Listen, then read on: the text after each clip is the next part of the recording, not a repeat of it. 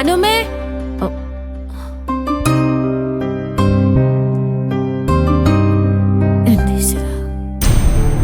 ആ മോളെ അനു, വിച്ചുമോനും ലച്ചുമോളും എവിടെ? നീ നേഴ്സറി പോയി അവരെ വിളിച്ചില്ലേ? ആ അതൊക്കെ അതിന്റെ സമയത്ത് ചെയ്തു ഭാനുമേ. പിന്നെ ഇന്ദ്രേട്ടൻ സത്യനെ വിളിച്ച് അവരുടെ വീട്ടിലേക്ക് വിളിച്ചുകൊണ്ടേക്കൊള്ളാൻ പറഞ്ഞു. ഈശ്വര, എന്റെ നെഞ്ചിൽ ഇതുവരെ തീയായിരുന്നു. നിങ്ങളെ ആരെയും ഒന്ന് വിളിച്ചു പറയാനും ഒരു വഴിയില്ല. ഈ മക്കളെ ഇട്ടിട്ട് എനിക്ക് അങ്ങോട്ടും പോകാനും പറ്റില്ല.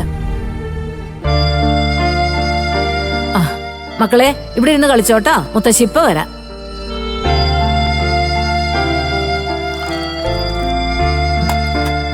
മോളെ, മാഷിന്റെ അവസ്ഥ എന്താണെന്നൊന്ന് പറ മോളെ. അച്ഛൻ ഇപ്പോഴും ICUയിൽ തന്നെയാ ഭാനുമേ. പ്രാർത്ഥിക്കാന്നല്ലാതെ നമുക്ക് വേറൊന്നും ചെയ്യാനില്ല ഭാനുമേ. പേടിക്കണ്ട മോളെ, അദ്ദേഹത്തിനൊന്നും സംഭവിക്കില്ല. പെട്ടെന്നുണ്ടായ മനോവിഷമത്തിന് ഒരു ക്ഷീണം തോന്നിയതാകാനേ വഴിയുള്ളൂ. അങ്ങനെ ആവട്ടെ ഭാനുമേ. അല്ലെങ്കിൽ അമ്പിളി ചേച്ചിയുടെ കാര്യവും വലിയ കഷ്ടത്തിലാവും. അച്ഛൻ കണ്ണു തുറക്കാതെ അവിടെ നിന്നും വരില്ലെന്ന് പറഞ്ഞ് വാശി പിടിച്ച് അവിടെ ഇരിക്കുക. എന്ത് ചെയ്യാനാ, അവൾ അവളുടെ വിഷമവും ദേഷ്യവും നിയന്ത്രിക്കാൻ വയ്യാതെ എന്തൊക്കെയോ വിളിച്ചു പറഞ്ഞു. മാഷിനെ പോലെ മക്കളെ വിശ്വസിച്ച് ജീവിക്കുന്ന ഒരച്ഛന് അതൊന്നും കേൾക്കാനുള്ള ശക്തി ഉണ്ടാവില്ല.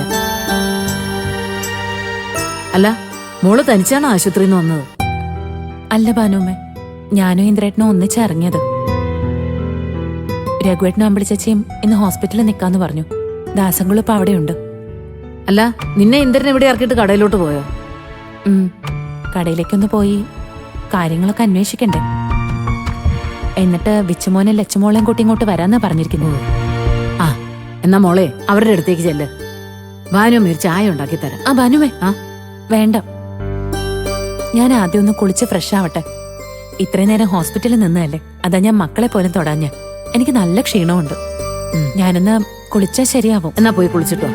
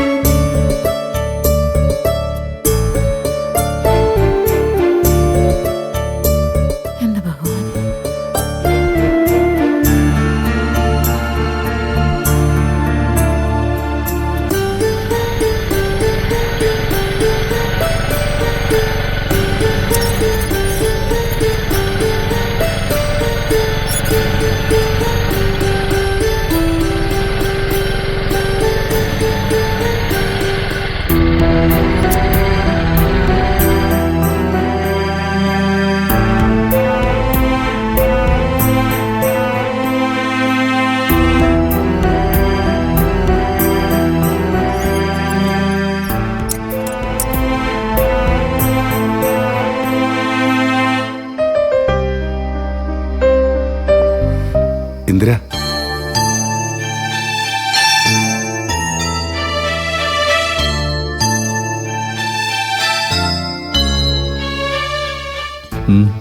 എന്താ? മാഷിന് എങ്ങനെയുണ്ട്? അദ്ദേഹത്തിന് ആപത്തൊന്നും വരില്ലല്ലോ? ഇപ്പൊ ഒന്നും പറയാറായിട്ടില്ല. എല്ലാവരും വലിയ വിഷമത്തില. ആപത്തൊന്നും സംഭവിക്കില്ലെന്ന് വിചാരിക്കാം. അല്ല, ഇനി അയാൾക്ക് എന്തെങ്കിലും സംഭവിച്ചു പോയാൽ തന്നെ ഇയാൾക്ക് എന്താ കുഴപ്പം?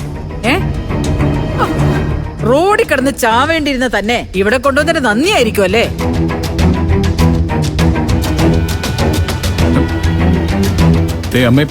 അമ്മയൊന്നും വിട്. എനിക്ക് അങ്ങനെ വിടാൻ പറ്റത്തില്ല ഇന്ദ്ര. ഇയാളെന്തിനാ നിന്നോട് ആവശ്യമില്ലാത്ത കാര്യങ്ങളൊക്കെ ചോദിച്ചറിയുന്നേ? അങ്ങനെ ഒരു അടുപ്പം ഇവിടെ ആരുമായും അയാൾ ഉണ്ടാക്കിയെടുക്കുന്നത് എനിക്ക് ഇഷ്ടമല്ല. ആനന്ദമാഷിന്റെ കാര്യത്തിൽ തനിക്ക് ഒരുപാട് ദണ്ണമുണ്ടെങ്കിലേ താൻ അയാളെടുത്ത് പോയി ചോദിക്കണോ? അല്ലാതെ ചോറ് ഇവിടെയും കൂറ് അവിടെ എന്നുള്ള ഈ പരിപാടി നടക്കില്ല. കഷ്ടം.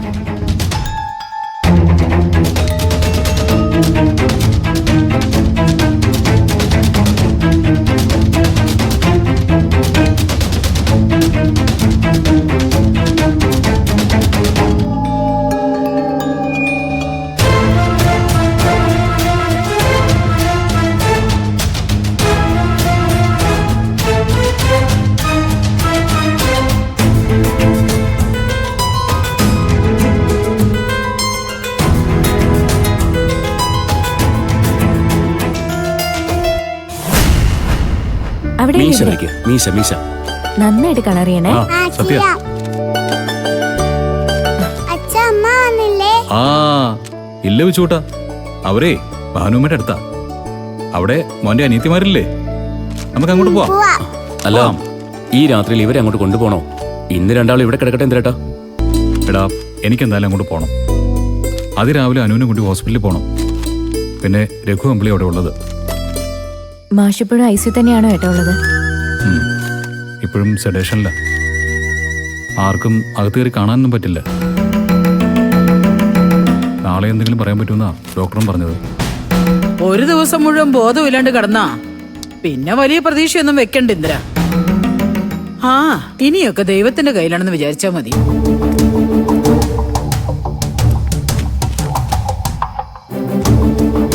മക്കളെ, നമുക്കേ വേഗം ഇറങ്ങാം കേട്ടോ. വാ, ബാഗും പുസ്തകമൊക്കെ എടുത്തോ. നാളെ അവിടുന്ന് നേഴ്സറി പോകണ്ടല്ലേ? ഇവരിവിടെ നിർത്തിയേക്ക്. ഇന്ദ്രേട്ടൻ വേണം പോയിക്കോ. രണ്ടുപേരും ഞാൻ നോക്കിക്കോളാം.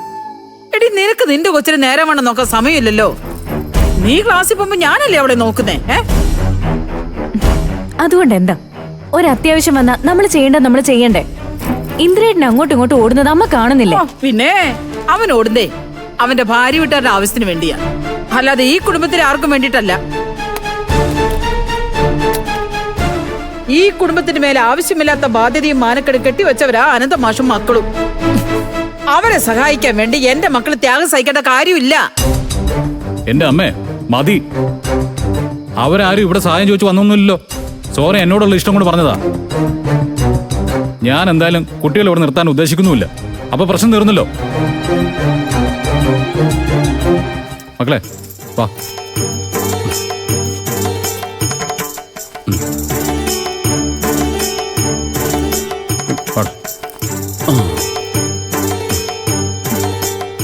ഇന്ദ്രേട്ട,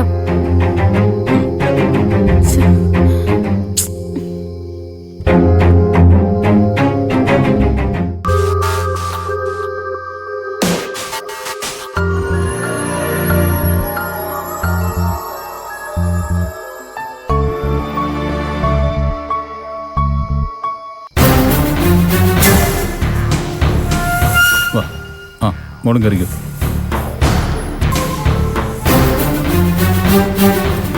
നീ ഗേറ്റ് തുറക്കും. അവളെ പിടിച്ചിരുന്നോ?